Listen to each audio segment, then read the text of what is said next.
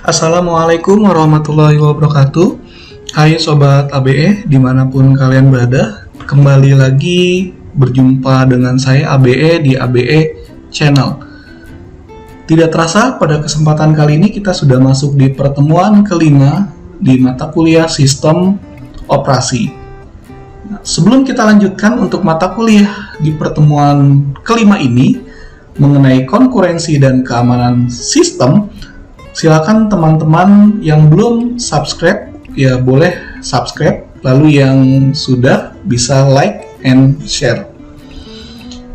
Oke, tanpa basa-basi lagi, yuk kita mulai lagi materi kita, pembahasan kita di pertemuan ke-5 mengenai konkurensi dan keamanan sistem. Kalau kita lihat dari judulnya, mengenai konkurensi, artinya berarti kita akan berbicara tentang pekerjaan atau suatu proses yang memang akan dilakukan secara terus-menerus dan dilakukan secara bersamaan. Jadi prosesnya dilakukan secara bersamaan atau bisa juga secara tunggal. Nah, kalau kita berbicara dari sebuah sistem nanti, sistem operasi, nanti kalian bisa melihat dari task manajernya. Dan kalau kita melihat dari sisi keamanan sistemnya, nanti kita akan berbicara tentang security-nya. Bagaimana nanti kita melihat dari integrity-nya, availability-nya, atau ketersediaannya. Dan bahkan nanti kita akan melihat bagaimana integritas data ya, tadi ya, integritas data, integrity. Dan kita akan melihat dari validnya sebuah data gitu ya. Sehingga nanti hasil ujungnya tetap integrity. Dan yang paling penting adalah bagaimana keamanan tersebut terbebas dari virus. Oke, kita masuk di konkurensi. Di sini teman-teman bisa lihat. Jadi kalau tadi saya bilang konkurensi ini adalah proses yang memang dilakukan secara bersama-sama dan tentunya karena bersama-sama lebih dari satu proses. Jadi proses konkuren itu sebenarnya dapat sepenuhnya atau tidak bergantung dengan yang lainnya. Jadi kalau misalnya teman-teman melihat dari task manager yang ada gitu ya, task manager yang teman-teman punya komputernya, kalian bisa kontrol Alt Delete lalu pilih task manager, atau kalian bisa klik kanan di bawah, paling bawah, toolbar bawah, lalu pilih task manager. Nah, nanti akan muncul tuh task manager atau monitoring dari keseluruhan proses-proses yang sedang dilakukan oleh sistem operasi. Nah, tentunya sistem operasi ini ada yang bekerja secara bersama-sama, ada yang bekerja berinteraksi dengan yang lainnya.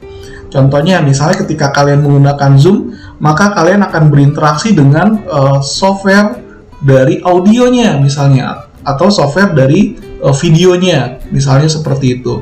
Atau kalau misalnya kalian menggunakan mobile, sistem operasi mobile di handphone kalian juga bisa melihat bagaimana monitor tas-tas yang ada. Jadi yang sedang berjalan itu seperti apa.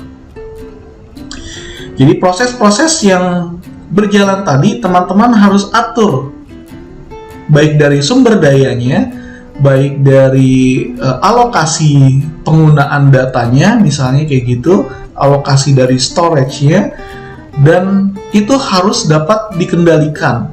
Jika tidak teman-teman kendalikan, maka bisa terjadi deadlock nanti. Deadlock apa sih?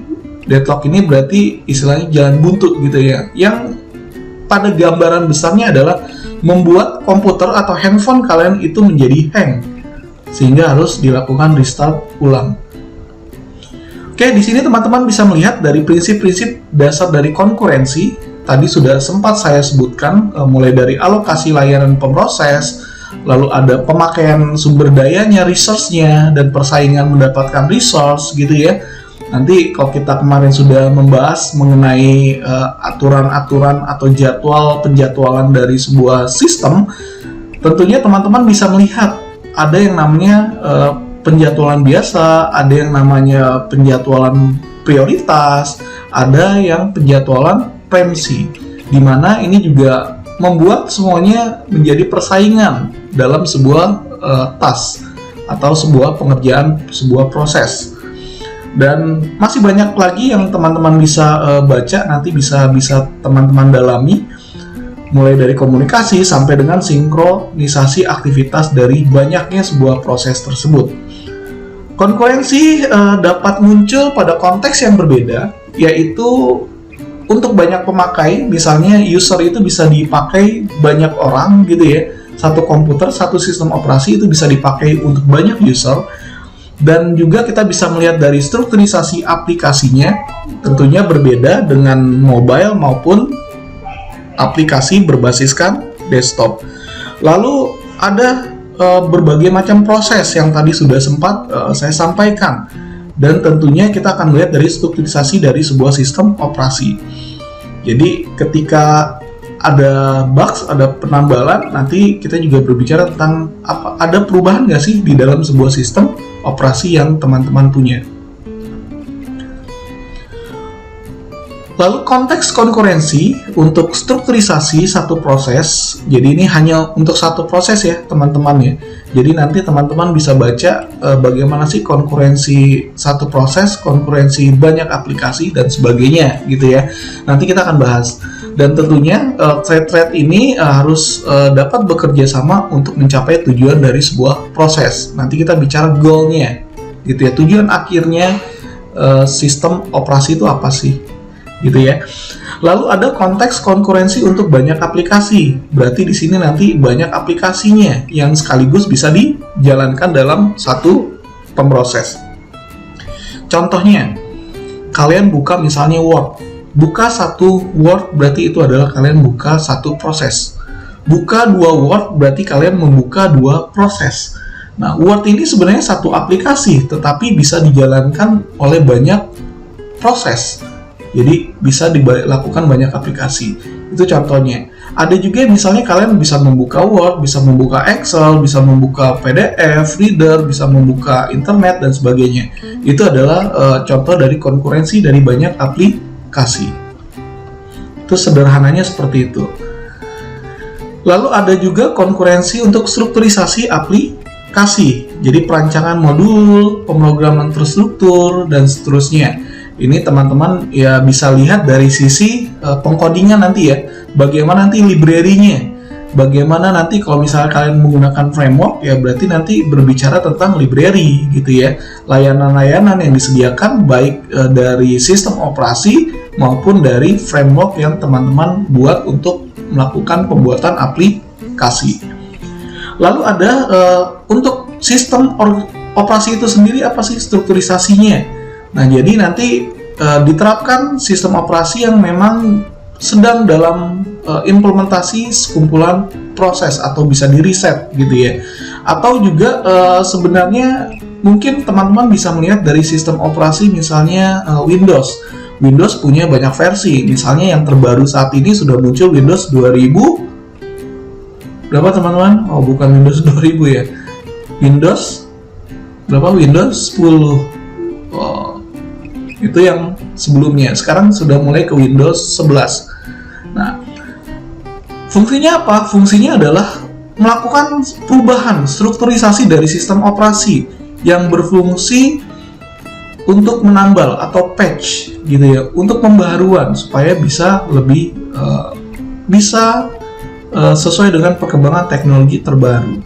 Contoh lainnya ada misalnya kalian menggunakan handphone gitu ya. Handphone banyak seri-serinya, misalnya Android. Android sistem operasinya mulai dari Android 1.0 sampai dengan sekarang teman-teman bisa melihat gitu ya. Lebih dari berapa sekarang? Sudah hampir 11 ya. Sistem operasinya juga sudah hampir 11 dari sistem Android. Lalu teman-teman juga bisa lihat dari sistem iOS misalnya. Nah, itu teman-teman bisa lihat sejarahnya.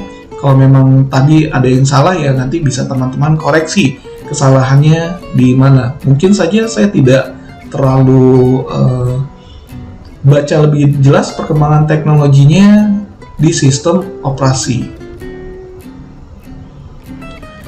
Lalu ada beberapa kesulitan yang ditimbulkan pada saat konkurensi. Itu adalah sumber daya yang dilakukan secara bersama-sama. Jadi pemakaiannya itu secara bersama-sama, secara umum gitu dipakai. Misalnya laptop kalian dipakai untuk pemrosesan, mulai dari memorinya, mulai dari hard disknya gitu ya, mulai dari powernya gitu ya, itu akan dipakai dan dibagi-bagi. Lalu ada pengelolaan sumber daya aplikasi agar optimal, pencarian kesalahan program, debugging dan sebagainya gitu ya. Nah ini kesulitannya yang teman-teman bisa hadapi di masalah konkurensi.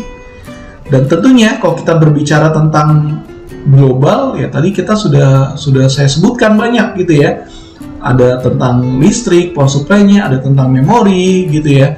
Lalu ada tentang monitornya, ada tentang hard disk-nya, prosesornya, pembagian layanannya dan sebagainya.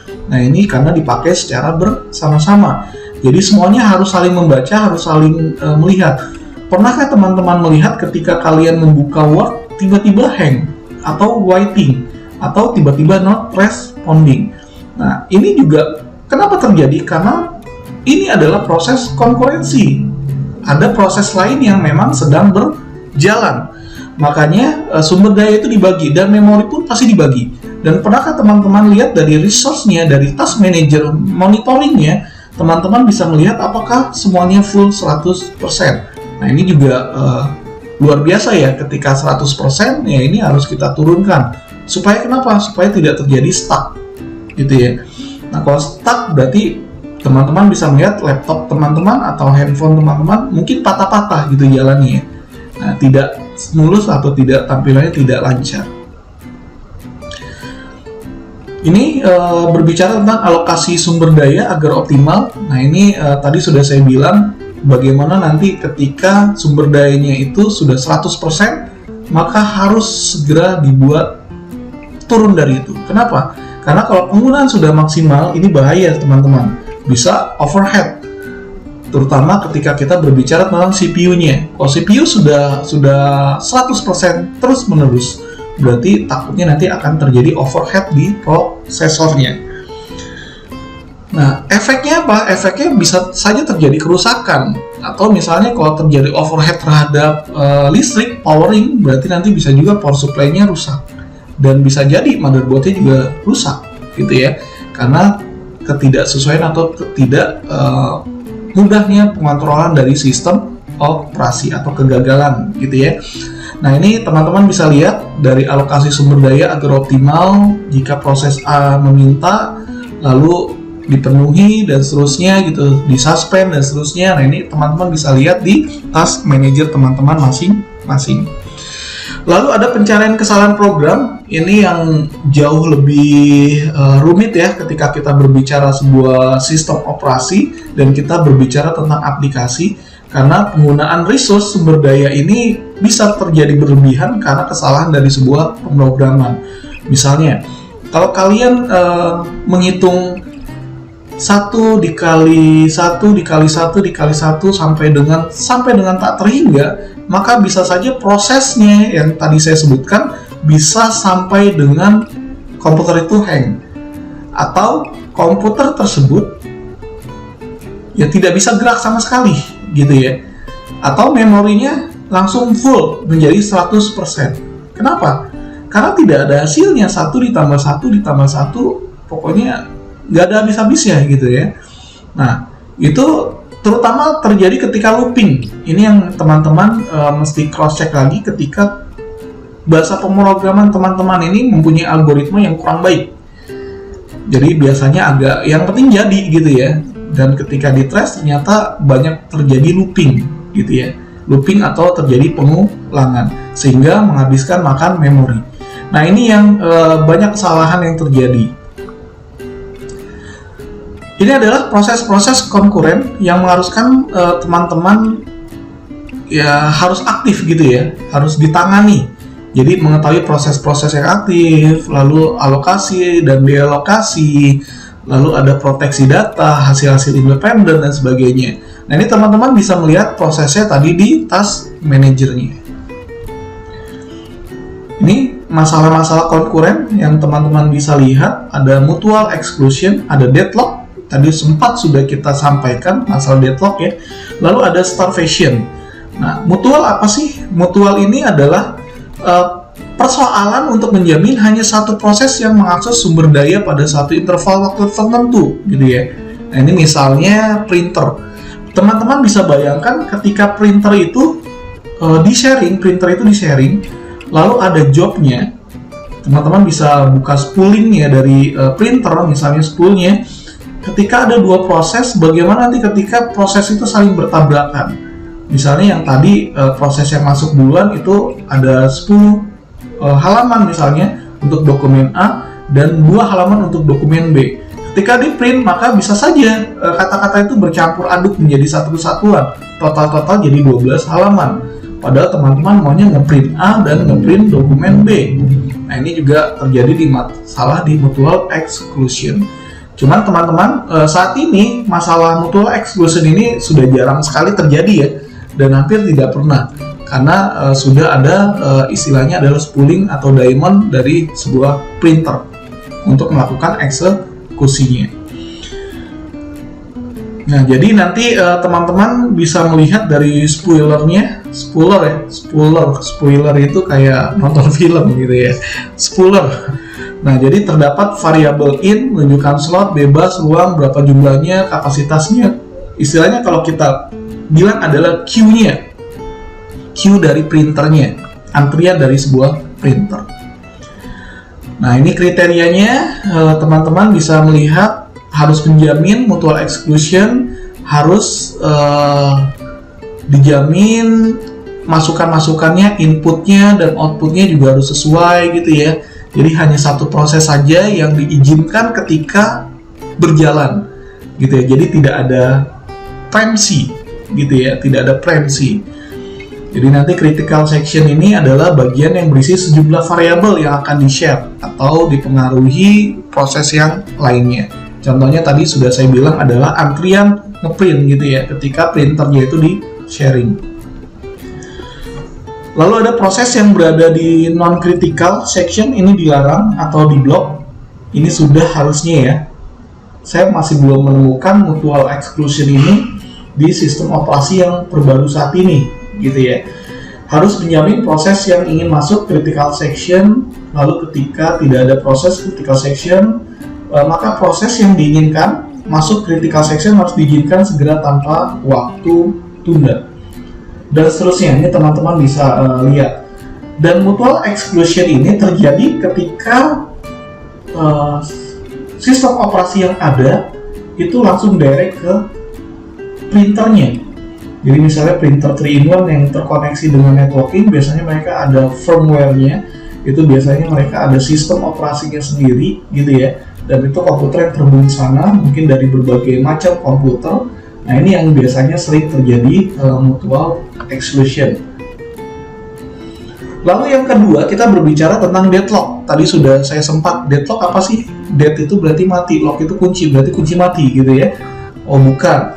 Jadi deadlock ini ya secara gambaran besarnya adalah hang gitu ya, error gitu ya. Jadi hang, tidak bisa terjadi pergerakan apapun. Jadi sama-sama tidak bergerak gitu ya. Karena kenapa? Karena sumber dayanya sudah habis. Proses terus-menerus secara berkelanjutan. Jadi tidak menyisakan satu ruang sedikit pun. Nah, jadi semuanya diakses secara eksklusif, semuanya diakses secara bersama-sama. Perolehan sumber daya persaingannya sangat luar biasa. Nah, lalu ada model deadlock ini terjadi dapat digambarkan dengan menggunakan graph. Misalnya model deadlock, dua proses dan dua sumber daya. Kita lihat di sini P ini adalah proses, ada P0 dan P1. Lalu ada sumber daya, ini adalah R, R0 dan R1. Kita akan lihat dari dasar dari skema deadlock-nya. Pada gambar 7.1 yang di atas ini, graph ini meminta sumber daya dan alokasi. Sumber dayanya, P0 meminta sumber daya ke R0. Ditandai busur berada dari P0 ke R0. Lalu sumber daya R1 dialokasikan ke P1, ditandai busur berada dari sumber daya R1 ke proses P1. Lalu kita lihat bagaimana ketika terjadi deadlock, Jadi skenarionya P0 ini dialokasikan R0, P1 dialokasikan ke R1, kemudian P0 sambil masih memegang R0 meminta R1 dan P1 sambil masih memegang R1. Jadi istilahnya ini adalah terjadi kasusnya yang tadi saya bilang adalah looping.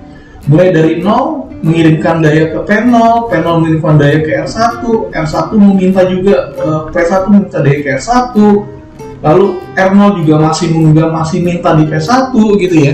Jadi ini semuanya nggak ada terputusnya. Ini yang biasanya terjadi deadlock.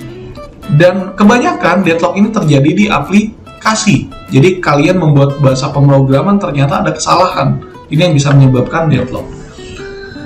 Lalu ada starvation, di mana keadaannya itu adalah meminta pemberian akses gitu ya, secara bergantian terus-menerus dan ada proses yang tidak mendapatkan gilirannya. Jadi contohnya adalah terdapat 3 proses P1, P2, P3 dan P1, P2 dan P3 memerlukan pengaksesan sumber daya R secara periodik. Oke, ini skenarionya. Kita bisa lihat P1 diberi sumber daya R, sedangkan P2 dan P3 diblok sampai dengan sumber daya R ini lepas. Lalu ketika P1 keluar dari critical section, maka P2 dan P3 diizinkan mengakses R. Dan seterusnya. Teman-teman bisa baca di sini ada skenario kenapa bisa terjadi starvation. Pada dasarnya, masalah konkurensi ini terbagi menjadi 2, yaitu adanya memori yang digunakan secara bersama-sama, lalu tidak mengasumsikan adanya memori yang digunakan bersama-sama.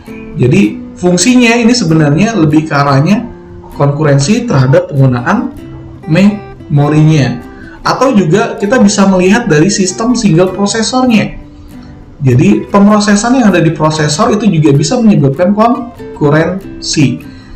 Jadi nanti teman-teman bisa melihat, oh ternyata yang menyebabkan konkurensi itu bukannya storage-nya, bukan, tapi kalian bisa melihat dari sumber daya, terutama di memori atau RAM-nya dan kinerja dari sebuah prosesor.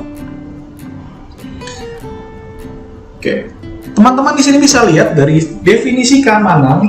Kalau kita lihat dari topik masalah kita, topik pembahasan kita, selain dengan konkurensi, kita berbicara tentang keamanan.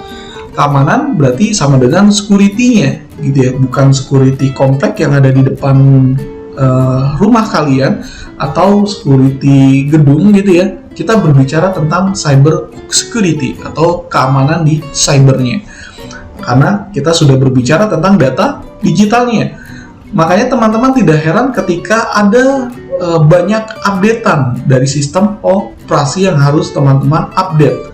Kenapa fungsinya? Fungsinya adalah untuk menambal dari celah sistem keamanan atau biasa kita sebut sebagai black hole-nya atau lubang hitamnya dari sistem operasi. Nah, fungsinya adalah untuk menambal tersebut supaya tidak ada orang-orang yang tidak diinginkan atau misalnya virus ataupun hackers gitu ya, yang bisa mampu masuk ke dalam keamanan sistem operasi yang kita punya.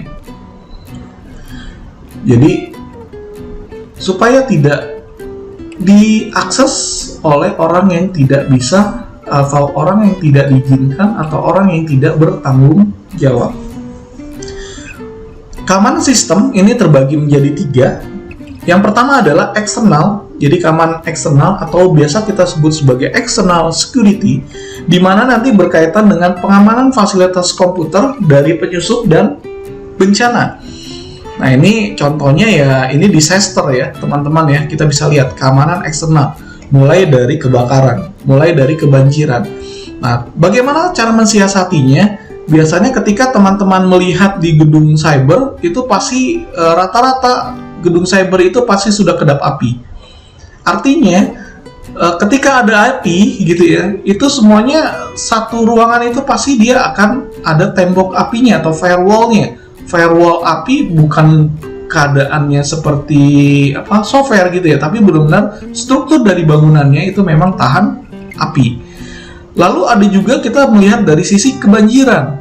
Nah, tidak ada ruang server itu berada di posisinya misalnya ditaruh di lantai dasar atau basement.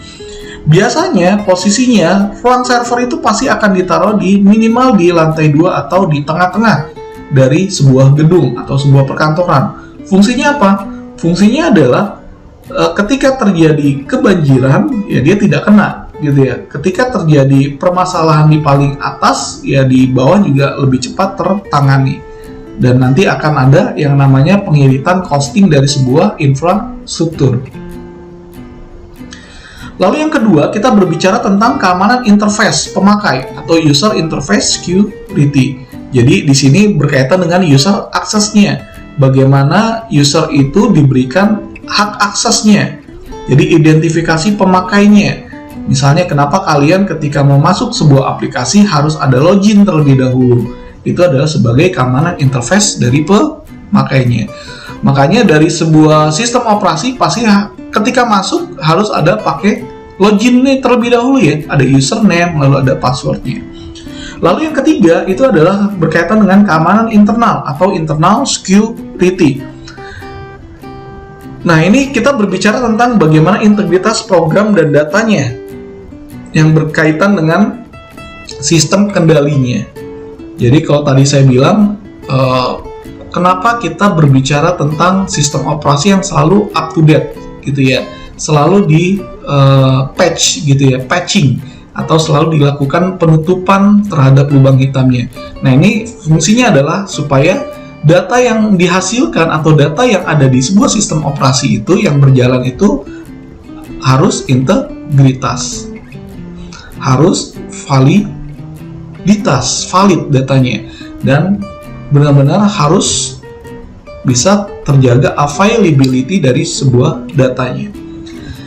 Nah ini kita akan masuk ke arah sana nanti mungkin di pembahasan yang lainnya lebih jelasnya. Kita akan melihat dari masalah-masalah keamanan gitu ya. Keamanan sudah banyak di awal saya bilang ke teman-teman semua bagaimana cara keamanan datanya, bagaimana cara melihat segala sesuatunya. Nah pertanyaan saya, seberapa pentingkah data itu buat teman-teman semua? Jadi ini adalah bahasa yang simple tapi luar biasa sulit buat kita ungkapkan. Misalnya kita berbicara tentang foto. Foto itu mungkin bagi saya hanya sekedar foto biasa saja. Tapi bagi orang luar negeri mungkin kita mau ambil foto itu harus izin juga gitu ya. Harus ada etikanya. Nah ini harus dijaga. Lalu bagaimana kita melihat misalnya foto tadi yang saya bilang, oh gambar saya misalnya ketika saya melakukan update di sosial media, lalu ada orang yang iseng foto saya diambil gitu ya, lalu dibuatlah akun-akun hoax gitu ya, akun-akun fake yang benar-benar membuat nama saya menjadi jelek. Nah ini adalah dari sisi keamanan media sosialnya gitu ya, karena kita tidak terlepas dari kejahatan dari cyber security, kejahatan cyber ya, keamanan cybernya. Kayak ini kita bisa melihat kehilangan data gitu ya, bencana, perangkat harddisknya rusak atau sistemnya crash gitu ya, dan seterusnya. Ada penyusup, intruder, ada penyusup pasif, ada penyusup aktif. Nah biasanya penyusup aktif ini yang mengubah data gitu yang tidak di otoritas gitu ya, tidak dikasih izin dia langsung rubah-rubah aja. Tapi kalau yang ini penyusup pasifnya ini dia hanya membaca data yang tidak di otorisasinya. Jadi yang pasif itu hanya membaca, yang penyusup aktif itu bisa merubah.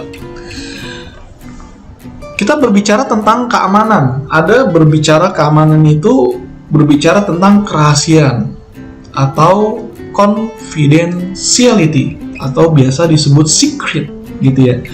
Nah, ini menjamin bahwa data yang ada itu dijamin kerahasiaannya dan memang diakses oleh orang yang sesuai. Jadi memang benar-benar harus orang yang mempunyai akses tersebut yang memang bisa membaca. Karena kita melihat dari sisi kerahasiaannya. Jadi yang diotorisasikan. Lalu ada berbicara tentang integritas atau integrity. Berbicara tentang keterjaminan bahwa sumber daya atau yang dapat diakses itu benar-benar terotorisasi. Jadi data itu tidak mudah dirubah, data itu tidak bisa dibaca oleh orang yang tidak bertanggung jawab, data itu aman dan memang ketika kita mengetikkan huruf A, maka datanya itu hanya ada A, tidak tambah, tidak kurang. Nah, itu integritas. Lalu yang terakhir kita berbicara tentang availability atau ketersediaan. Jadi bagaimana sistem operasi yang kita punya atau data yang kita punya itu benar-benar terjamin bahwa sumber dayanya itu ada, lalu datanya pun ada, dan otoritasnya pun bisa terjaga. Kalau kita berbicara tentang tipe-tipe ancaman keamanan, tentunya banyak sekali ya yang bisa kita bahas.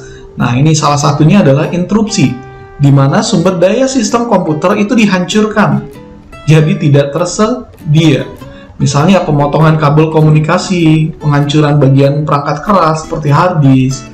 Nah, itu disebut sebagai interupsi. Lalu ada intersepsi, di mana pihak-pihak ini tidak diotorisasi dapat mengakses sumber daya. Misalnya, kalau teman-teman melihat ketika menginstal aplikasi itu kan dia minta izin tuh.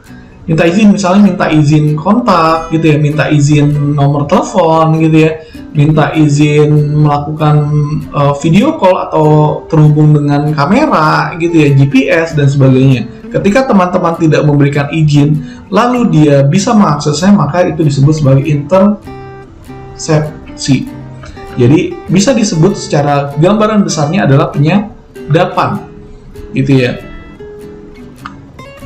Lalu yang ketiga, ini adalah modifikasi. Jadi dari pihak-pihak tadi yang tidak diinginkan, gitu ya, tidak bertanggung jawab, ini melakukan perubahan sehingga datanya tidak integritas. Misalnya merubah dari nilai-nilai yang tadinya nilainya 10 menjadi nilainya 100 misalnya.